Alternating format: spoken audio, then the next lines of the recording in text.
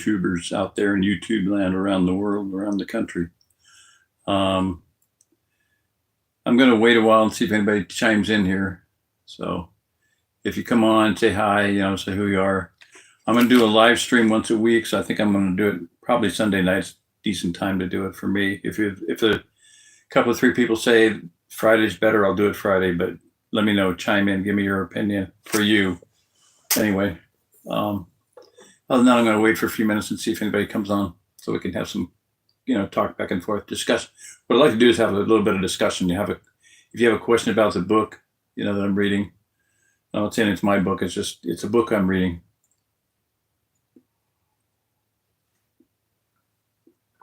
I used to claim it as my book, but I've learned from 2019. I went to Arkansas, and this woman there, a widow, had a awesome collection of books about near-death experiences, about people who died and gone to heaven, gone to hell, different things, and the stories that their rendition of their accounts.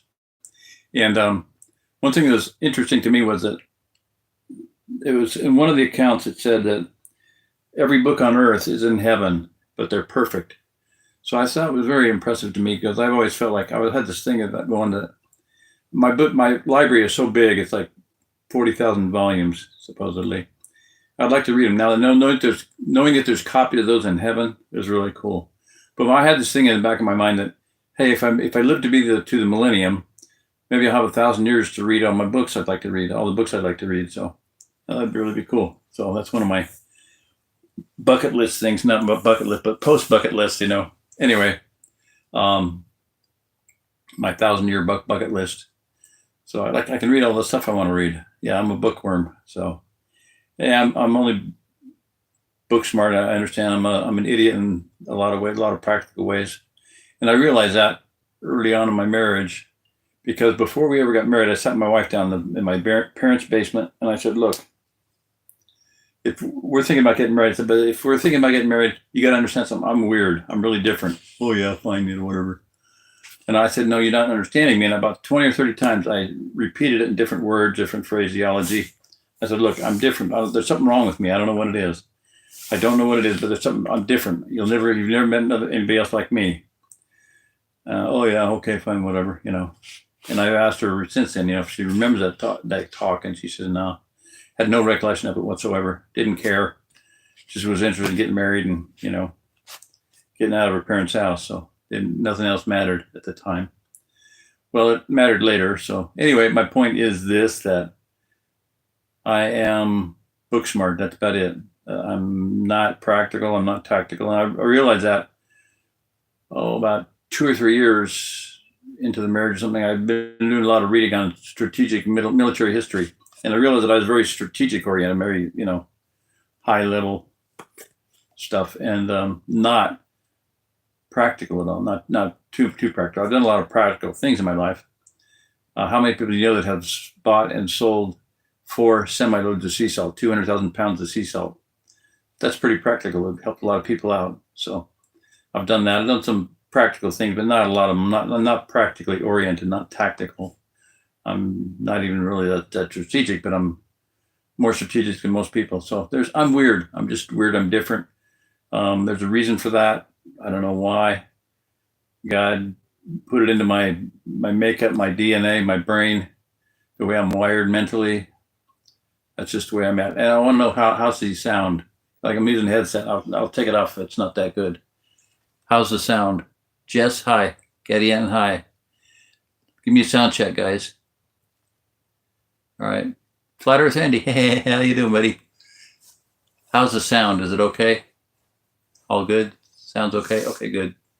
Hey, Jim. Good to see you. So Jess, Gad, Flat Andy, Jim, Jess. Okay. Anyway, so yeah, what I was talking about there was and I'm trying to keep my eyes open. I'm sorry.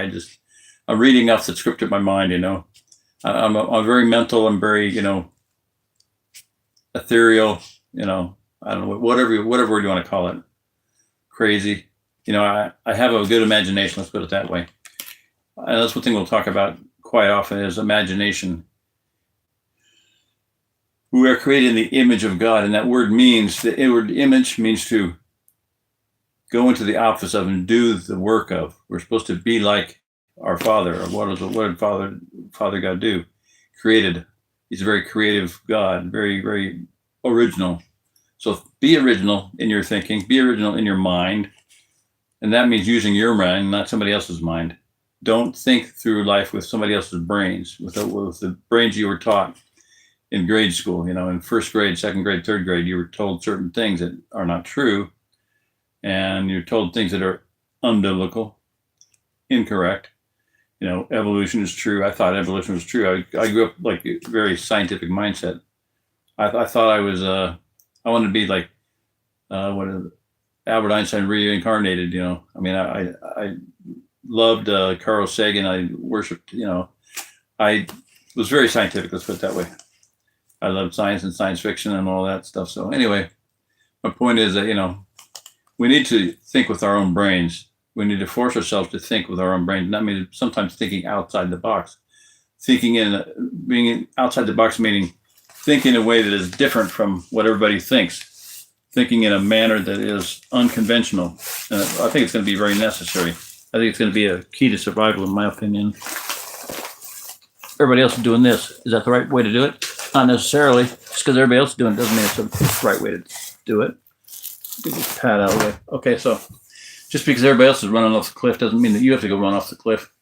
Just because everybody else is doing things a certain way doesn't mean you have to do it the same way. So I've always lived my life very unconventionally. I'm going to continue to do that because I can't be any other than, I can't do anything different than what I am. So I'm going to continue to be unconventional and think outside the box. Sorry if you don't like it. Too bad.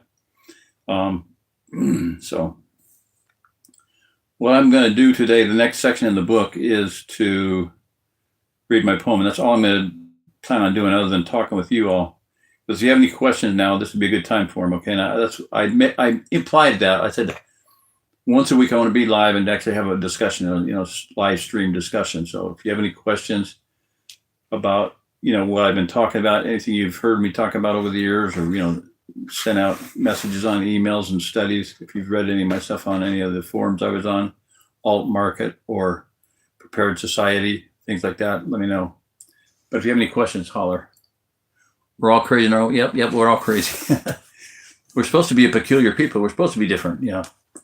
I like there was a guy that was in Chicago area. He's from Illinois, I know that. And he got in touch with me and we conversed back and forth quite a bit. He ended up moving down to Kabul area. I believe he works in West Plains, lives in Kabul area. But he started a group, Ozark Set Apart. And the motto that he came up with is, I love the motto, it says, why try to fit in when we're called to be set apart? Okay, so it's called Ozark Set Apart. It's supposedly a Torah observant group of people. How Torah observant they are, I don't know.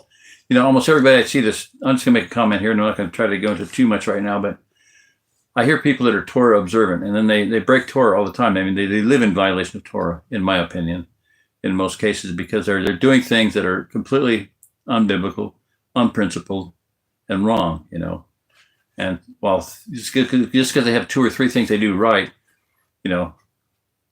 Fridays they do, Sabbath, Shabbat preparation. They do Shabbat on Saturday. They think that's the right way to do Sabbath. They do things that they think are right. And because they do two or three things right, they think that they're doing everything right.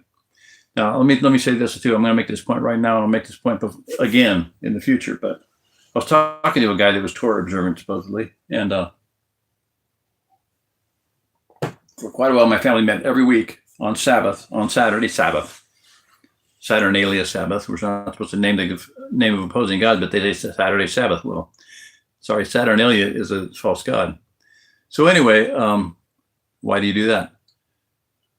So anyway, my point is this, that I was talking to this guy and he said something that was just really weird. And I said, well, how do you think people get saved? Same way they did in the Old Testament, was his reply, by keeping the law. Now, the man whose house we were meeting in, once upon a time, this was years later, told me that he said, I have a very good relationship with the Father, but I don't have a good relationship with the Son. Well, does that bring any things to mind? Like, I am the way, the truth, and the life. No man comes to the Father but by me.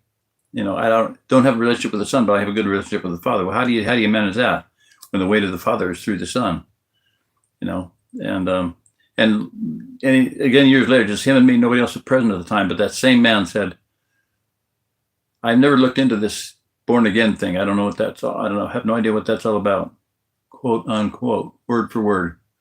I have no idea what this being born again is all about. Well, do you think perhaps that people like that believe that you get saved by keeping the law and believe that you don't have to have a relationship with the Son to have a relationship with the Father, and that have no idea what being born again is all about? Do you think perhaps they're not a believer in the sense that, of the New Testament? I think that's a good possibility. I think there's several 100,000 people, maybe millions of people like that in that predicament. I'm going to say predicament, that situation. So, all right. Any other comments? Any questions, guys? Otherwise, we're going to be a really short video here. I'm going to read the poem. That's the next section of the book. So I'm going to go ahead and do that. And then as we do that, I'm going to make a few comments on that, and then that's going to be it. So I'm not up for a long talk. So nobody else is apparently either. So, all right. So I want to point out that this poem to me was, in hindsight, very prophetic. Okay. When I say prophetic, I mean things that I stated in the poem I didn't even know were true at the time. They were later verified to me, and a lot of things I said in that poem have come true. A lot of things I said in the book have come true. Whether you say that's prophetic or not, I don't care what your opinion of the whole thing is. I'm not claiming to be a prophet. One of my children stated that I claim to be a great prophet. I have never claimed to be a prophet of any kind. Certainly not a great prophet. Things I've said have been prophetic. Things that have happened. Things that have been said to me and about me have happened. And I'm talking things that people have said about me by other people. The man I mentioned earlier that don't know anything about this born again stuff. One night I went over his house about a matter of a car, and he was getting worked up. Let's put it that way. And I knew that he had a history of striking people, older people especially. Jumped a fence and cold cocked a guy from behind and beat up an old guy one time. So I knew that was, and I could see that happen. So I just said, "Hey, I'm gonna go ahead and go home. I'll see you." So I go down to the car. I'm down below at about a 30-degree angle. He's up on his porch, elevated porch, up a hill. So he's up a hill on the porch, and he yells at me, "You're going to save the Ozark Plateau." And that just hit me. I'll tell you what. I went home. I was very depressed. I didn't figure this out just a few months ago. I went home, and I was so depressed. I was so bummed out about how angry he was and how he said that. And I told that to a friend of mine, and he said, "Jerry, I have the gift of interpretation, the gift of insight or prophecy." And he said, people don't say things like that unless they're he said, he pointed out the case where the woman was following Paul. "This man is a servant of the Most High God," and Paul said, rebuked her, because it was demons talking. He said, demons are forced to tell the truth. They know the truth, and they're forced to tell the truth. He was speaking the truth that you're going to save the Ozark Plateau. I didn't say that. I didn't make any claims there. This man said that about that. He said it was a demon speaking through that man, and that demon knew what's going to happen, and it was speaking truth. Okay. So that was weird. But I was so depressed, so bummed out. I think I got to do something. What I did that night was very strange. The only time I've ever done this. My family was all asleep. It was like 3:00 in the morning, midnight. I started working on this about midnight, maybe. And I didn't want to talk because I didn't want to wake anybody up. So I just made really big letters. I made really big letters and set the thing on scroll so it would scroll really slowly. And I made a text video, no audio at all. I later put some music behind it, like When Oceans Rise, yeah. When Feet May Fail, or Feet May Fail. Different couple of songs behind it, but I did 3 videos, and they're all just scrolling text, really big, about half-inch big letters, so people can just read it. And basically, I said, this is an invitation to all good gardeners around the world to come, peaceable people who are peaceable and want to grow food, to come to the Ozark Plateau. And at some point in my videos, I'd stated that Ava, Missouri was the center of the safest place on earth, quote unquote. And so what happened was, this is over a course of years that this all put together. I didn't figure to pull this out until just put this all together till just a couple of 3 months ago. I go back and read, oh my God. Like when I read the description drop-down box with those 3 videos, I was like, I stayed in there. That's why I did it, because this guy had been so mean to me. And it said, you're going to save the Ozark Plateau type thing. So my reaction was, I invited everybody in the world to the Ozark Plateau that were peaceable and good gardeners. I specifically, the thumbnails were from the Ringing Cedars of Russia. If you have not read those books, you should read them. They're weird. They're the weirdest set of books I've ever read in my life. There are about 8 or 9 of them. There were 8 at the time, 9 maybe. I think there's 9 or 10 now. And they've been basically proscribed by the government powers that be, because they hate them, because they teach you to grow food that is healing, very healing food, how to grow your food so it heals your body. A cucumber grown by the way they do it by the man, the husband, will look totally different than the one grown by the wife, and they will heal the infirmities and balance the energies in the body. So anyway, my point is that I made that invitation to Russian gardeners. Well, years later, fast forward about to 2015, right before that was my Shemitah year. 2015 is a Shemitah year, was a Shemitah year. In other words, the beginning of the year, right? The beginning of the financial year, the biblical financial year, September, 911, okay.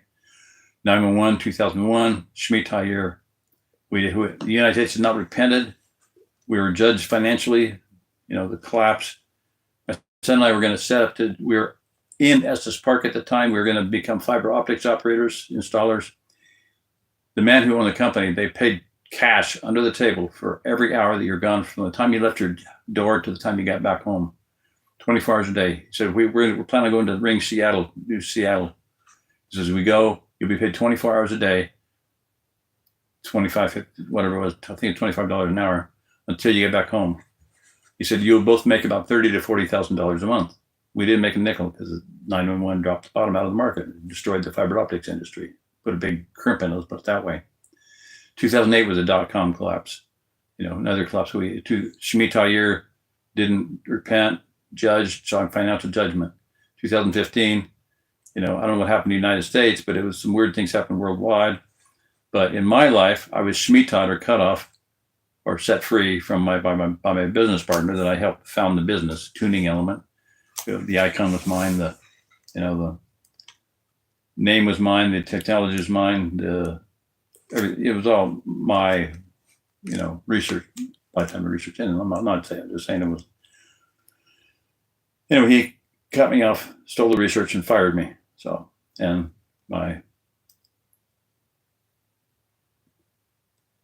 that was used as an excuse to cut me loose again, to set me free from another contract, business partner, my wife. Anyway, so, I'm not whining about it. I'm just saying that's what happened. I was out of work. I wouldn't have any income for a couple months, so that was an excuse to fire me from April to June. So anyway, yeah, so I Shemitah by the partner, Shemitah by the wife, and got set free. So 2015 was a very, very pivotal year for me. And I've been looking to be restored to some of those things since then, and that's happening now, and it's been in the process of happening for the last couple of years. I'm back on my family farm. Anyway,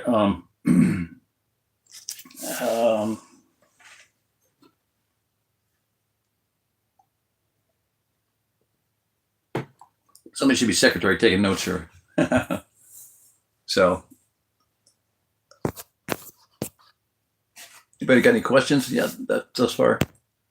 So, okay, I got a recap there. So I was talking about Shemitah 2015. So, oh yeah, my business partner. The last thing I did with him was we went to Albuquerque, New Mexico, which is where his hometown, and went to several restaurants there. Phenomenal food there. Went to Santa Fe, New Mexico for a conference on how to run a thing called the BioWell. You can look them up. It's a GDV, a gas discharge visualization camera. It tests the energy in a person and in an area. It was invented by a Russian physicist, Konstantin Korotkov. You can look him up. And it was to learn how to operate that machine. And he hoped to have millions of them, 10,000 of them worldwide, testing different places and energies and whatnot. So here's the weird thing is the man whose property it was at, it was a college of some kind, Western something college. But he was Indian, basically, Vedic, Hinduish, and Krishna Mandapa. He has a $27,000 GDV camera, the real camera, gas discharge visualization camera. You can see him on YouTube. Krishna Mandapa. He tests some pink Himalayan salt. And you see a little pile of salt on the lens of the camera, and there's three little lightning storms coming out of it. You see little bolts of electricity coming off of it. It tests the energy. It's real stuff. I mean, this is real science here, physics, real physics. Okay, so anyway, point is that I want to make is that while I was there, Konstantin talks about how he took this airplane flight to such and such place, and the purpose of it was to test the dolmens, okay, in a certain area. He flew to Ireland to test the dolmen stones in Ireland. These big. They used to have the first rock concert, because here's a rock, right, where they have music coming out of it from 300 miles away. They're having drums and whatever, some kind of a druidic similar ceremony. You could hear it 300 miles away, crystal clear from this rock. So the rock concert, you get it, kind of a pun, but anyway, Earth-born communication through the Earth, very possible, on using ley lines and energies and stuff. But my point was that. So I thought, well, shoot, I read the Ringing Cedars of Russia, 9 books, and I raised my hand. I said, so you went to Ireland to test the dolmen stones there. I said, have you tested the dolmens in Glesnik, Russia? And he had this blank look on his face, and I was like, oh, shit. What? Not again. I just, no. So I didn't want to embarrass him with asking another pressing question, so I just said, hey, well, has anybody read the Ringing Cedars of Russia? And this woman's head whipped around so fast she could have gotten whiplash. I mean, I don't want to do it that fast because the headphones will fly off. So her head whips around. She stared at me. Next day I'm in the car with her, and we're going to lunch at an Indian restaurant, Indian restaurant. And I said, so you've read the Ringing Cedars of Russia? Afterward, I asked the guy whose facility it was at, Krishna, if he'd read them, and he said he read 2 of them. So I asked this woman, I said, have you read How to Run? She goes, yes. She said, yeah, I read 5 of them. Like I said, there are 8 or 9 of them. I'd read them all. It was because of my business, because of the tuning element. One of the inventors, I'd think of his name off the top of my head, but not at the moment. He asked me to read them, so I did. I read them all in there. I was very impressed with them. They were very weird. Like I said, the weirdest books I'd ever read in my life, as a series, as a group of books. I read a lot of weird stuff, believe me, but these were the weirdest. And in the course of reading them, I realized, I said, well, I already believe that. And I'd pull up to my emails and things that I'd sent out on Alt Market and Prepared Society, statements I made that paralleled exactly with what was taught in the Ringing Cedars of Russia books by Anastasia. And so this has all got a point I'm going at. I'm just going to try to sum this up, and then I'll either go to the poem or not. I'm going to just cam this one call it good for the night. So, so this woman had read 5 of them. I'd read all of them, and they were weird, very impressive. How to grow food, how to raise bees correctly, how to grow food properly, how to let your food heal you. All these things are happening. All these mitochondria are so big, so important, and we're learning so much more about the human body. And this one woman, Dr. Terry Wall, Terriwahl, had multiple sclerosis, multiple degenerative diseases, multiple autoimmune diseases, bedridden, wheelchair bound, Could only sit in a chair. It was a totally reclined, a gravity chair, just like laying down in a chair. That's the only way she could sit. She could not stand any effect, any gravity effect on her body at all. She was dying, and she knew it. She was a doctor, so she started, she's afraid they're going to pull her medical license or something but anyway, she started studying mitochondria and studying the food that she was eating, and started eating to feed her mitochondria. And she's now been able to ride a bike 18 miles from not being able to walk without a cane, without a walker, without a wheel, not able to go anywhere without a wheelchair. She's riding a bike 18 miles. So, wow, impressive. Anyway, but she's talking about the body evolved. We evolved from the goo and the slime and the sea salt and whatever. What we're finding out, what I believe we're finding out, is something that I predicted. I'm not a prophet or anything, but I predicted 27 years ago or so, 1997 to 1990, 2001 about. I stated that the day would come, there'd be a paradigm shift in the medical and health industry. We be given free and inexpensive things by the Father, Heavenly Father, to heal our bodies and to keep us strong and safe and healthy. Be able to face what's coming down at us through the evils of the world, the pesticides and all the drugs and everything else that's going on. So pollutions and everything else. So PFAS and all the other crap. Yeah, I'm not even going to go into them all the evil things that are happening, So,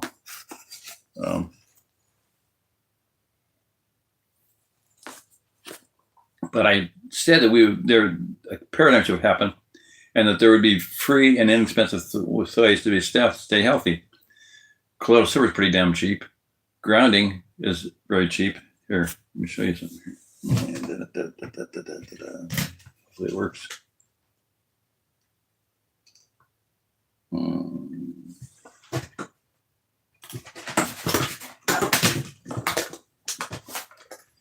Is this important? I'm sitting here, I'm grounded, baby. Earth, completely free. No, hook up to the ground, get a pad, plug in the wall, test your outlet, make sure it's grounded. 2 amber lights light up, you're good. Sit on a pad, cheap pad, doesn't cost much. Sit on my thigh is resting on this pad, and that's a testing light. That's a continuity tester. So it tests and shows me that I'm grounded. It's connected to ground, and as long as I flip this thing over to the right, you can see that.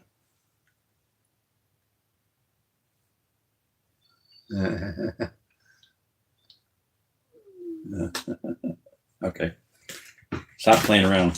Stop playing with the equipment. Some people with kids, I just tell you, they're a pain in the butt.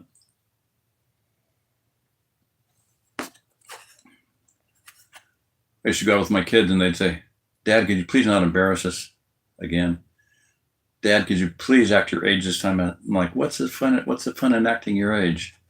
Yeah, I'm 69, pushing 70 here this year. I'm going to be 70. Kind of depressing, but I'm not doing all that good, but trying to do better, trying to eat as good as I can, feeding my mitochondria, trying to get more mito again. I'd like to do a video on that, but I've asked them for help and none forthcoming so far. So I'm trying to eat as best I can and listen to people like Dr. Terry Walls about eating to feed your mitochondria, to build up, to make your mitochondria larger, more numerous, healthier, et cetera, et cetera. And you can do that. So I have a whole playlist on it, and about the last 10 videos on it are by her or about her or podcasts with her. 3 superfoods for feeding your mitochondria: bone broth, fiber, liver, organ meat. Superfoods, whatever. Hey, if it works, it's superfoods, right? If it makes you feel super, they're superfoods. So anyway, who considers liver superfoods? Let's eat heart and liver. Yum, yum, yum. Anyway, thank heavens I don't mind liver. So back to my train of thought here. Okay, Ringing Cedars of Russia. I read the books. I go to this conference. I asked the guy, has anybody read I asked me why I didn't go to the Dolmen Stones in Russia and Galeznik, blank look. So at the lunch the next day, this woman said she'd read 5 of the books. Well, I've read 9 of them. Her next question was this, get this. This woman, who is a Ringing Cedars of Russia devotee, follower, okay? Her question was, where are you from? And I said, I'm from Missouri. She goes, wow, Ava, Missouri is the center of the safest place on earth, and that's where Ringing Cedars people are going to. She's quoting me verbatim. Well, that's just too weird, like she'd seen one of the videos, but I don't think I said it in the videos. I'd have to go back and look. I still haven't verified that. But I know in my writings I said that, so I haven't ever found it, but I know I've said that, I've actually stated that Ava, Missouri is like on the crosshairs of the Ozark Plateau. If you go from corner to corner, Ava, Missouri is pretty close. Dora, Drury, right in there. Ava, a couple of little towns, but that's like the center, right in the, if you had a red dot sight with the, crosshairs on it, like a sniper scope. Ava, Missouri, and Dora and Drury are right in there. So anyway, and a lot of people are gravitating there. So, but that blew me away that she said that. So that was very weird, very weird. So years later, this is about a few months ago, I realized the man who threatened me that night, who was become very violently boisterous and about ready to deck me, punch me out, beat me up. And this guy was strong. If he'd hit me, he could have killed me easily, cracked my skull open or broke my neck pretty easily. Way much stronger than me. But anyway, years later, I realized I made that video to invite Russian gardeners here. Guess what he's married to right now? A Russian gardener. That's weird. That's really weird.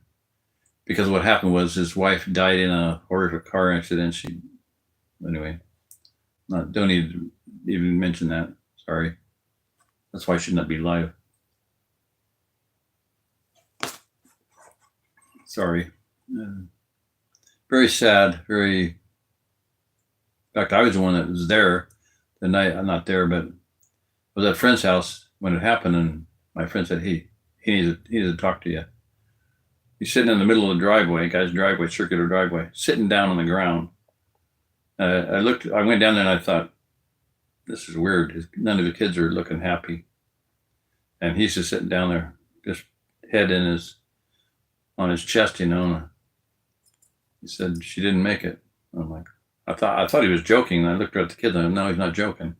But I sat down by him and, just gave him what comfort I could, that was very, so anyway, he ends up marrying a Russian gardener.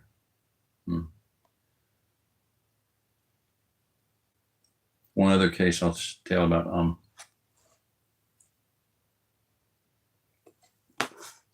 I've mentioned earlier about people who have said things about me, prophetic things about me. This is another one. So that was weird. That was a one weird experience. Guy ended up being married to a Russian gardener. And another guy who got saved became a believer and said, Jerry, if you don't think a person gets saved, just God and them and the Bible, I'm here to tell you that's what happened to me. Logging out in the middle of a pristine forest, 1,500 acre forest, logging, building a cabin, a 3,000 square foot cabin. A 3,000 square foot cabin with a 10-foot wraparound porch. That's about 4,000 square foot cabin. So he got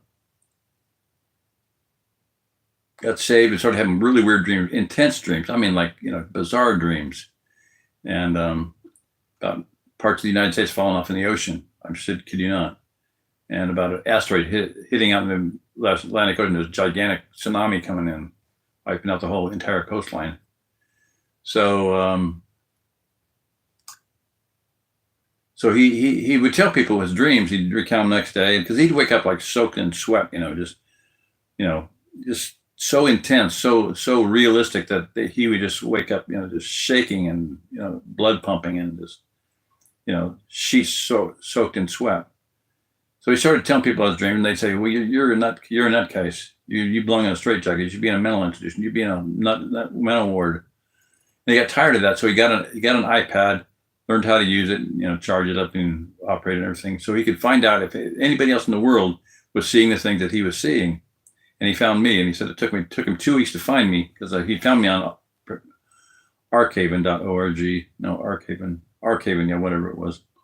And he knew that it was my writings. He said, that's your writings, I can tell from reading my other stuff from Prepared Society and Alt Market. And he said, you need to get your phone number and your website, your email on there. So I did for quite a while, until I happened to post a couple of videos on my YouTube channel about flat Earth, and the guy that had the website banned me, took my name and phone number and email off, and just kept my work as his own, like it was he that wrote it, but it wasn't. So anyway, I say all that to say this. Okay. At one point, this guy, I'm just going to say his name is Bob. It's not Bob, but I'm going to say his name is Bob. This guy said, I've never had a dream that didn't come true. Never had a dream that didn't come to pass. Like he had 100%, prophetic timetable with the time frame that that happened. He's had a couple that didn't come true, and he's very upset with that. Well, you didn't say what year it was. He just said it was October. So anyway, my point is that he had one of the dreams he had. He said he was standing behind me. I was sitting at a computer, and I had the mouse, and around the world there were like yellow clouds. I move the mouse, the pointer, and click on that, the cursor, and click on that, and the cloud would come to the Ozark Plateau. The yellow cloud would come to the Ozark Plateau. So he said, I did my own research, and clouds mean groups of people. So you were clicking on groups of people, and groups of people were coming to the Ozark Plateau. Okay, interesting. So years later, last time I talked to him, he had his 3,000 square foot cabin was now a 10,000 square foot cabin. That's a big cabin. Small hotels, motel, whatever. But he had gone to New York City to marry a Russian woman, a Russian gardener. So I'm thinking that maybe that 10,000 square foot cabin now has a bunch of Russian gardeners living in it. A dacha. He's got a dacha, however you want to say the word. A farm, a country farm where you can grow a lot of food, and they're doing that. So very interesting. And I bet he's brought a group of Ukrainians here. You bet? I think so. Yeah, pretty sure. I'm verified that, but I'm pretty sure that's happened. This woman, his wife, certainly had relatives, left their family there, and they probably brought a lot of them here, and a place to live. Room and board for them. Room and capability of growing a lot of food. So that's actually happening. He saw that. He had a dream that it came true, and he is actually fulfilling that dream as far as I'm concerned. Until I saw it differently. I mean, I'm sure he's brought another Ukrainian here, gardener. So anyway, that was a bizarre, interesting fulfillment. So here's two Russian gardeners, two men who have married Russian gardeners. Very phenomenal. Ringing Cedars of Russia. Yeah, read those books. I'll tell you what. Very interesting. Okay, I'm about to play it out. Copper infused water too. Why would they be scraping down there? That's really weird. There's letters down in there. Anyway, let's see if there's any comments at all, any questions at all. Otherwise, I'm going to can it. We'll do the poem next time, man. Winona. Yeah, Winona. Near Eminence. Yeah, love Eminence. Almost right on the border of the Ozark Plateau, I believe, isn't it? I mean, would you consider that? Pretty far east, I know that. Is it Shannon or Shannon County or Shannon? Well, I got to look that one up.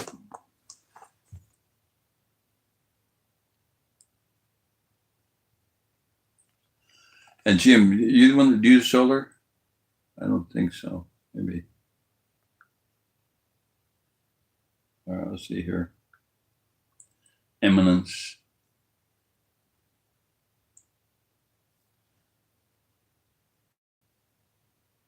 Come on.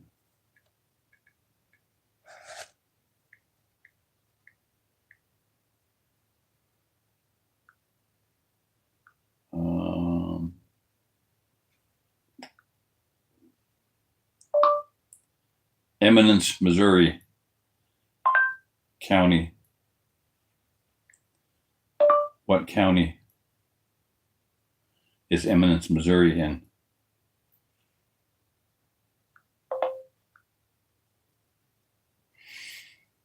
Shannon. I was right. Shannon County. I'm pretty sure of that. Because when I did my map, I made the map that I did of the Ozark Plateau. I took a friend of mine who's been a very total blessing to me.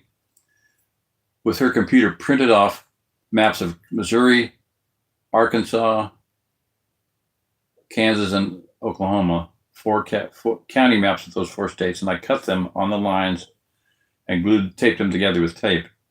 And I drew circles around the Ozark Plateau. Took my camera up here. I could barely see it. I was I saw the outer circle, which is a targeting circle. The red, I think the red circle was the outer one, or black one, whichever it was. But I have a red circle and a black circle.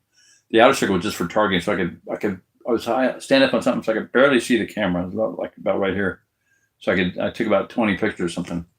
So that's how I made that map of the Ozark Plateau by literally taping 4 state maps of the counties of the state maps, similar ones with the same coloration and same size. And one of them didn't quite fit. Arkansas and Missouri, I didn't think didn't quite fit, but they were close enough that it didn't make a big difference. They weren't like a totally different size, proportion. So anyway, that's how I made that map. So when I got around to here's another story about this. This is just a coincidence, okay? A woman named Marjorie Wildcraft, who was a food person, and at one point in time I was talking to her, and she said she wanted to move to West Plains, and I said, well, the not San Andreas, the New Madrid seismic zone is over that way. She goes, well, yeah, I know, I'm aware of that. So I'll be living on the west side of that, western edge of that. But she said, I will be on the eastern edge of your domain. She said your domain. I said, well, I want you to be my Secretary of Agriculture. Well, she's now in Panama or Costa Rica. I think, no, not Costa Rica, somewhere like that. Panama or Costa Rica, something like that. I don't know. I realized she could still be my secretary. She doesn't have to be here to be a Secretary of Agriculture. She still is my Secretary of Agriculture. But she did a video and a DVD originally called it Backyard Food Production. And then later called it Grow Your Own Groceries, How to Grow Your Own Groceries, something like that. Yeah. There was a CD in it with 60 books and 60 books and documents to help you grow food. And she donated to the Ozark Plateau 60 copies of her DVD and 60 copies of John Jeavons' How to Grow More Vegetables. Okay. Third world French double digging biointensive garden production, food production, how to grow more vegetables than you ever thought possible. So point is this, that 60 copies, it's like $6,000 worth of stuff, because her DVDs were like $60 and the book was like $40. So $6,000 worth of DVDs and books donated to the Ozark Plateau and put into my trust to distribute. So I did that. I did what I could, the best I could. And so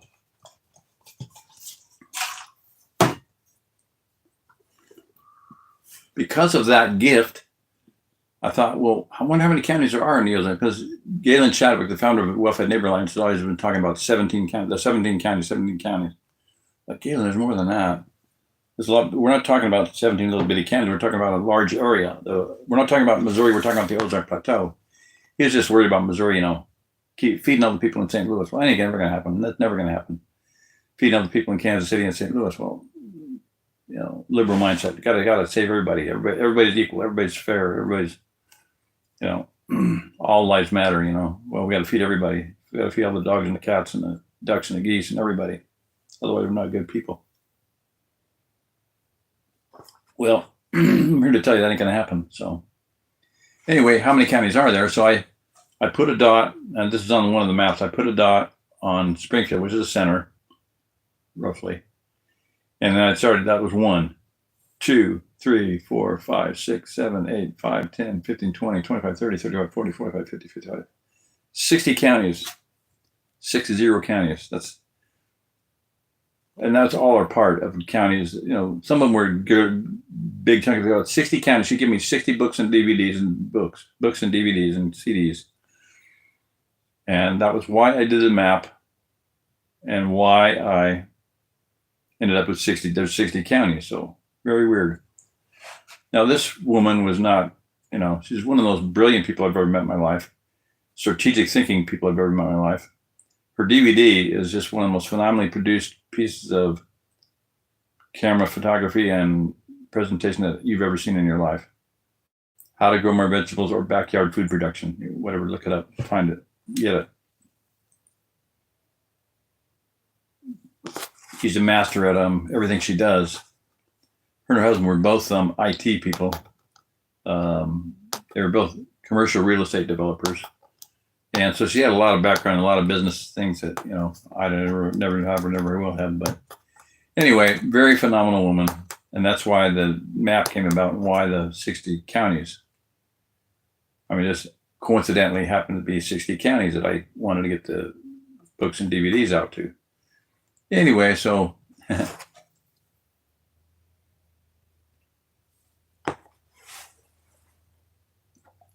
yeah, Salem Plateau. Oh yeah, hey, that's cool. Good. I'm mentioning the Salem Plateau. Very interesting, very interesting. Springfield Plateau, Salem Plateau, Boston Mountains. 3 major, places of the Ozark Plateaus. Salem Plateau, very interesting. It's the largest region on Earth that's under the name of Salem, right? And the eclipse in 2017 went through 11 or 12 places named Salem, one of them being the Salem Plateau. Say all these cities named Salem, counties, states, whatever. And then the 2000, last year, 21, 22, 23, 2017, 24, the 2024 eclipse went through all those places named Nineveh. So God was offering peace on the first pass, and the second one was Nineveh. Okay, I'm still offering you peace. I'm offering you the chance to escape judgment, but if you don't repent, it's going to be end of the line for you. So I think that's what we've been told. I'm offering peace, Salem. I'm offering Salem peace to everybody. Eclipse went through, 11 or 12 cities named Salem, counties, plateaus, and then so the last eclipse went through all the cities named Nineveh. So the first one began at the first act of the Civil War, the War of Northern Aggression, Fort Sumter, where the first firing was. The second eclipse began at the ending of the Civil War, the burial of Eagles Pass, the last burial of the Confederate flag or something like that.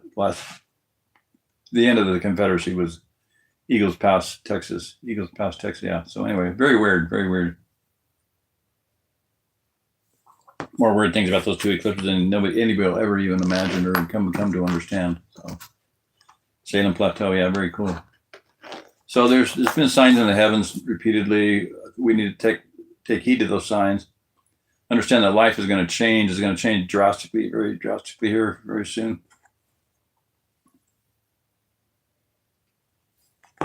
And like I said in my preface, I said, what I present in this book is a way to avoid that disaster, the sudden death, for anybody who will listen, for those who will be willing to listen. So that's what I'm basically talking about here. Ways to avoid sudden death or miserably drawn out, horrifically suffering death. So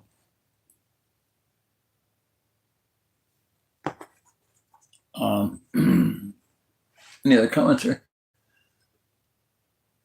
Yeah, the Numitor, yeah, definitely where the eclipses crossed, yeah. Miami, Egypt, Little Egypt, whatever. Yeah, very interesting. The big black axe, And oftentimes in history, if you do a history, it's kind of almost a proscribed swept under the rug thing. But a few years back, I did a study on eclipses, and man, it named a number of eclipses where this nation went down, this destruction happened, this earthquake wiped out this entire nation, this city. Disasters happen. So nothing happened either time too significantly, but I believe that I think there's a time frame. There's always a time of grace. Might be 1 year, might be 2 years, might be 7 years, but the time of grace, give to repent. And I believe that happened and I've seen people have happened in people's lives before. So, okay, that's about it. Be quick. Yeah, the Ozark Plateau would not even be affected by a quake, New Madrid. The only effect to the Ozark Plateau would be refugees, incoming refugees. Yeah.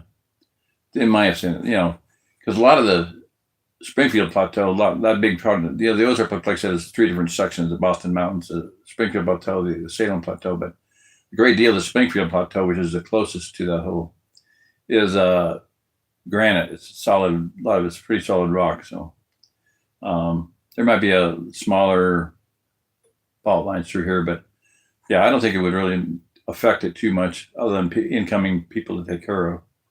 So that's one of my contentions. There's going to be a lot of incoming refugees, whether it's a natural disaster like that or divine judgment.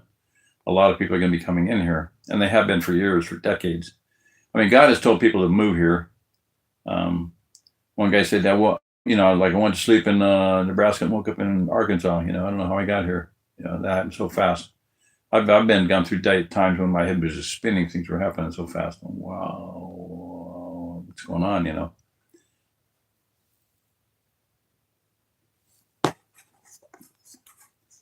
Another thing is that, I believe there's going to be a lot of refugees, and the only way to really deal with that is with a lot of people helping, a lot of people being willing to help. So that's why I say I'm going to deal with this more later, because I think I've seen that it's going to be a piecemeal, a grassroots movement. A very wealthy person told me that down by some river, not too far from where she's at, that there's this whole group of people.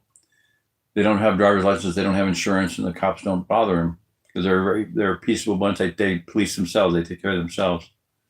The cops don't mess with them.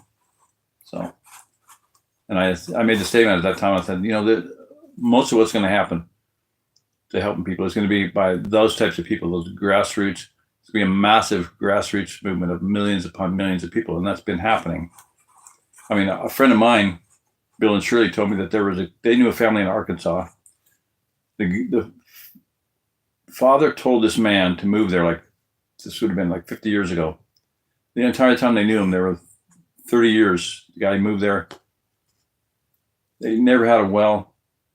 They grew a huge garden. They did everything they could do. They hauled water by hand, by the buckets. And they did what they could do, vineyard and orchard and everything.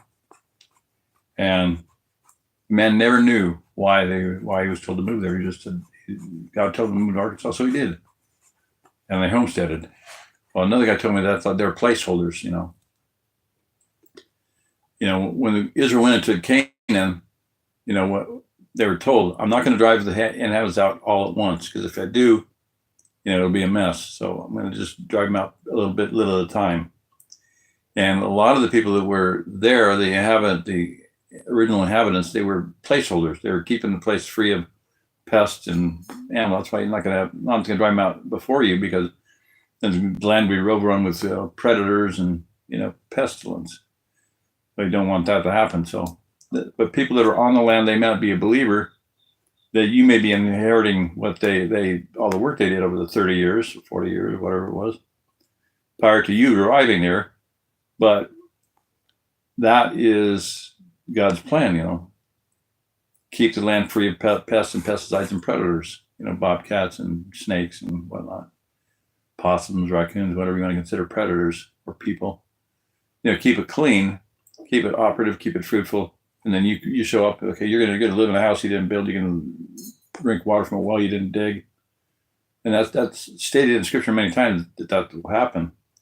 You'll be eating from fruit trees you didn't plant. Eating gardens you didn't plant, drinking water from wells you didn't dig. So that can happen.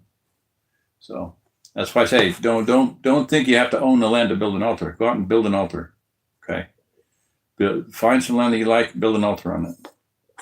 10 years later, the phone might ring and say, hey, you want to buy that land? Yeah, that's happened to us. The land I'm on right now, I built the altar here. I built an altar 12 stones, one for each 12 tribes. Build it, prayed. 10 years later, the phone rang. We now own it. I'm sitting on the land that I built that altar on, right here. So, are you in Missouri? So, yeah, I'm still in Missouri. Yeah, yeah, I'm over in Cedar County, over west of you, quite a ways. So, yeah, don't have to own the land to build an altar. You build it so you don't have the land. Building an altar gives you ownership of the land. Build the altar, walk on it with the soles of your feet, and pray, and Father will give it to you. We've built 3 altars.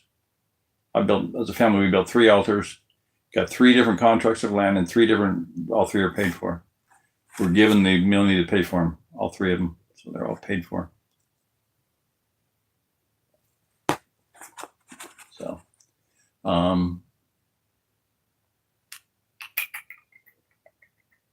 anyway, but out of gas here. 1,200 feet. Yeah, that's about good enough. Yeah.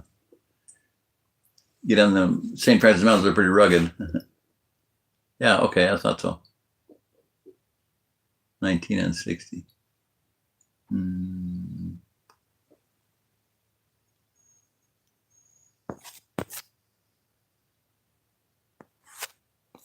We're all crazy in our own way. I love that one. Yeah, we're all crazy in our own way. Yeah, we're supposed to be peculiar people. There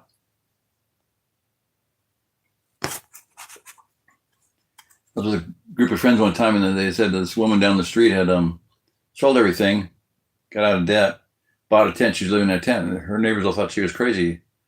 The person finished that statement, and then all 4 of us was like, "They're the crazy ones. She's the smart one. She's the only one that's sane. She's the one that's not in debt. She's the one that's not paying the bankers. She's the one that's not, owing the government. She's the one that's free. I ain't rich, but man, I'm free. Ain't got a dime, but what I call it, God is mine." So.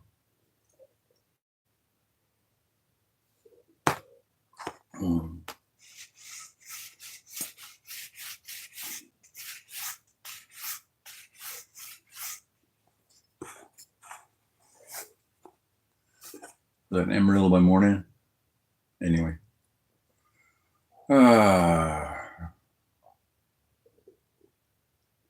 Hallelujah. Anyway, be encouraged, people. And if you find this video, and hopefully some people find this that need encouragement, go out and build an altar. Go out and build an altar, man. It works. I'm going to do another altar here. Because whatever happened to the altar I built here disappeared. Somebody tore it down. It says in Scripture, in Proverbs, do not tear down the ancient landmarks that your forefathers have set, whatever it is. Well, I'm the forefather that built that altar, and somebody took it down for some reason, whatever reason, I don't know. But I built the altar. I own the land, biblically, according to this writer, James Stivers.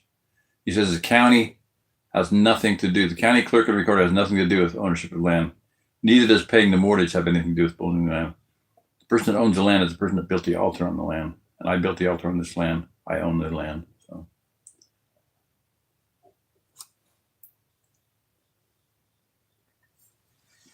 If someone disagrees with that, they can take it up with my father. Take it up with my dad. Yeah, Papa. He's the one that makes the rule, not you, not the county. All right. Anyway, be encouraged. If you've been given something to do by God, do it. Start small. Start doing something. Just like the reason I'm doing this is because I know there's people out here that need to be encouraged. People have been going through some of the same things I have. If you've been all alone, you've been blackballed, you've been the black sheep of the family. Your family all is against you. Be encouraged, man. You're in good company. Last August, a year ago, August.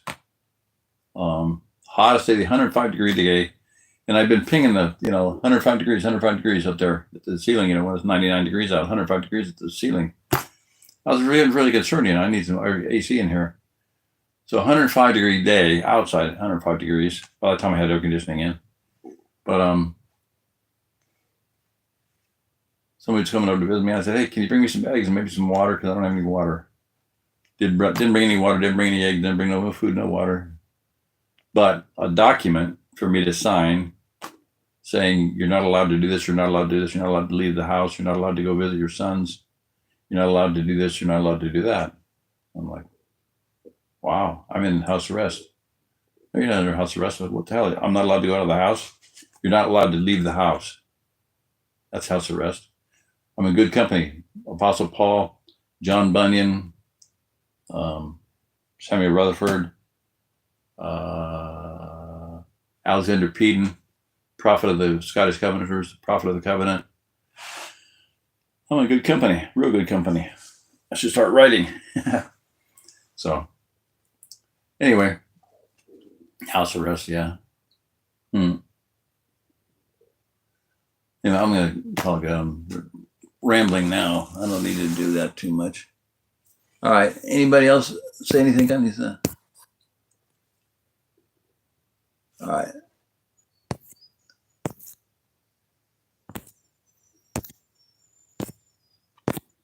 Good night, everybody. Good night, Andy. Good night, Jess. Good night, Gad. Good night, Jim. Is Sunday night okay for you guys from now on? Do a live and just, have some questions, I mean, nobody's interacting with what I've been reading, so I'm wondering if it's even worth, I know it's worth doing because there's got to be people out here that need to hear this. I know that for a fact, especially when I get into some of the more down to earth, where the rubber meets the road, Christianity and shoe leather, as J. Vernon McGee used to say. This is Christianity and shoe leather. This is where the rubber meets the road, people. This is brass tacks. This is getting down to brass tacks. All right, anyway, so yeah, we're going to get into some real super practical things. Like I said, I've hinted at a few of them. The idea of the grassroots movement, people just building a home and moving on, build another one, get better at them, make them a little bit bigger, make them a little bit more. If you have not gotten them, I would advise everybody, tell everybody, get the book, at least get the book, okay? Get on eBay for probably $10 or maybe $5. The $50 and up underground house. You can build an underground house for $50. Why do I say that? Because the guy did it. Mike Oehler, Oehler, built a house for $50. Because why does he say $50? Because he paid about $20 for the roll of black cement plastic. Doesn't have to be UV because you're never going to see any light. You would use that. It's called post-shoring polyethylene. Roll polyethylene, put shoring in, cardboard, wood slabs, whatever, junk slabs, and then polyethylene, post-shoring polyethylene.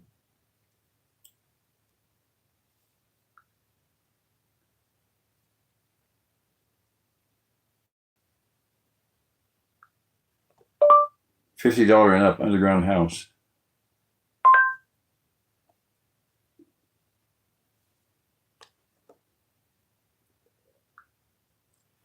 Should we get a used version of it somewhere? $12. $12. You probably own for less than $12.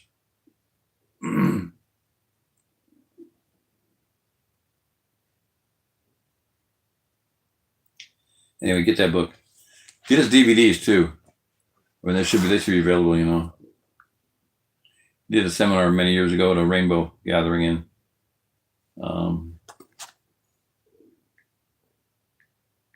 I bought them twice. I have no idea where they're at.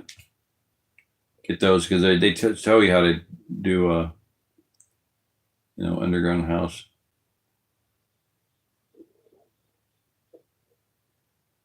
There's a just I've never seen, huh? Very interesting. But he's talk about an outside the box type person. He was on another level. Where you have you want to. He says most concrete. He calls them concrete terrorists. They dig into a hillside. They build a house, so it's all underground. The only opening is at the front. And he's at a Rainbow Gathering, and I'll just give this story there, and I'll probably quit. He's at a Rainbow Gathering, and he says, man is the only animal on earth stupid enough to only have one entryway to their dwelling. And he said when he said that, he was kneeling down on the hillside, and he's a hippie, rainbow gathering, a bunch of hippies. He said, now, if you've never been to a rainbow gathering, you may not believe this. He said, but if you've been to a rainbow gathering, you'll believe this absolutely what happened. But when that happened, he's looking up, and these two guys are just sitting there, just ear to ear grins. He said, what are you guys laughing at? He goes, when you said that, his feet were like, leather, from walking barefoot all the time. He said, when you said that, a groundhog came up out of that hole over there by that tree, came over there and rubbed his head with a smile on his face, and rubbed his head on your foot, and then went back in its hole. He said, you may not believe it, but it happened, yeah. So anyway, but so his thing was he had an entryway in the uphill and downhill side. But on the uphill side, literally an uphill, he would do an uphill patio, a terracing. So he'd terrace it so that it's all done by hand, by shovel, pickaxe, and wheelbarrows, right? So it's sloping. Here's this uphill. Here's your hill. He had like a semicircular uphill terracing, so all the water that came in there would run away from the house. It would run down the slope of the terracing, so it would go into the uphill side of the patio. Called an uphill patio. He had a barbecue there. A bear came in one time, invited itself. Anyway, but he had genius things. I mean, Hollywood Wing, Royer Foyer, Clear Stories. He showed in the DVD. It proves that you can do a 5-room house with light, air, and view from all 4 points of the compass in every single room. Think about it. Go and design that. Just do on Post-it notes. You can design that. But a Clear Story is where here's a room, and another room has come up a little bit, so it's like a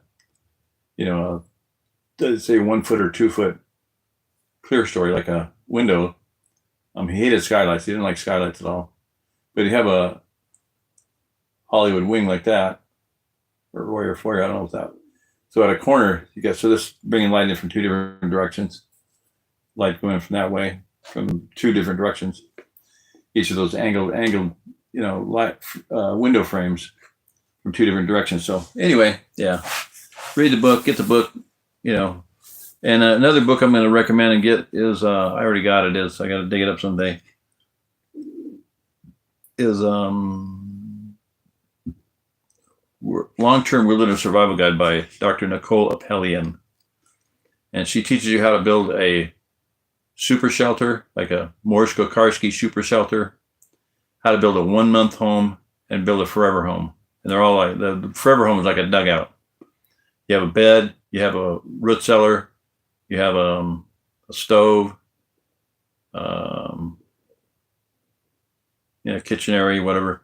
But so you can live there for the rest of your life and be safe and be happy and be warm and be snug. Okay, so I think a lot of people are going to be building a lot of those. A lot of people are going to be building things like that. So that's what I foresee happening. All right. So if you're part of that, if it's in your heart to live in the woods, to be like recently I was told by a multimillionaire, supposedly, bring everything, just think going into the wilderness. I'm like, oh yeah, that's been on my heart for a long time. Here's my point. If it is on your heart, if you desire to go into the wilderness, that is in your blood. It's your DNA that's talking. If you enjoy living in the woods, if you enjoy outdoors, it's in your blood. It's in your DNA. And I'll tell you why in a later point. But like, for instance, one time this couple moved onto a property up here, about 160-acre property. And I just took a walk there from here. If it was in better shape, about 2 miles from here. And they moved in. They're there for about 2 weeks before I happened to get by over there. And I got over there, and there was like a camper here and a tent here, and it would just look like, it just looked like so much fun. I rolled my window down as the guy walked up, and he goes by Spike, he walked up, and I said, what came out of my mouth was, this isn't fair, because he never commented. I just said, this isn't fair. You're having all this fun. I'm living in a stupid house. I was heartbroken. He was having so much fun. I could see that he's having so much fun. So that keeps you in good shape too. He's in a lot better shape. He's at 82 years old. He's in way better shape than I am. Let me tell you that. So yeah, living out in the woods will keep you in good shape. Get you in good shape if you're not in good shape, and it'll keep you in good shape if you are. So go live in the woods, build a house. You know, you'll be in better shape when you're done. So anyway, that's it. I'm gonna call it good. My voice is not ready to say, "Hey, I'm sayonara. I'm sayonara." Running out. Okay. So long, farewell, auf Wiedersehen, good night. All right. We are all. Can't see this. Everybody left. Okay. 2. Yeah. All right. Goodbye. Hey, Gad, hang out to the end there. Good job, buddy. All right. Bye bye. I bored everybody to death. Okay, fine. See ya. 1 hour and 10 minutes. That's too long. That's too long. Okay. I should have shut up about half an hour ago. Bye bye.